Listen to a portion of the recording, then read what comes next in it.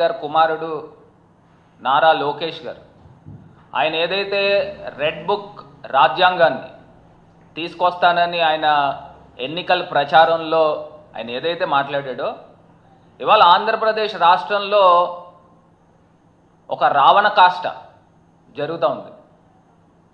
అసలు IAS IPS ఆఫీసర్లని ఏ రకంగా అరెస్టులు చేస్తూ ఏ రకంగా రాక్షస ఆనందం పొందుతున్నారో ఇవాళ ఆంధ్రప్రదేశ్ రాష్ట్రంలో కనబడుతోంది. అంటే ఇవాళ క్లియర్గా ప్రజలందరికీ కూడా అర్థమవుతోంది.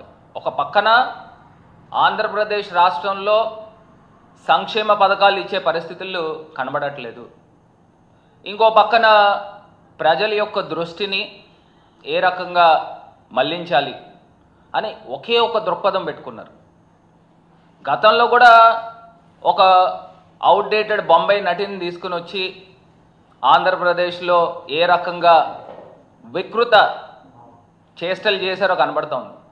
సాక్షాత్తు ఒక ఇండస్ట్రియల్ టాప్ నాచ్ ఇండస్ట్రియలిస్ట్ని బ్లాక్మెయిల్ చేస్తూ ఆంధ్రప్రదేశ్కి లక్షల కోట్ల రూపాయలు పెట్టుబడులు రావాల్సింది తరిమి కొట్టి ఇవాళ ఒక మాజీ ఐఏఎస్ ఆఫీసర్ని అంటే గత సీఎం గారి కార్యాలయంలో పనిచేసిన వారిని అందరినీ కూడా టార్గెట్ చేస్తూ ఇవాళ అరెస్టులు చేస్తూ ఉన్నారు.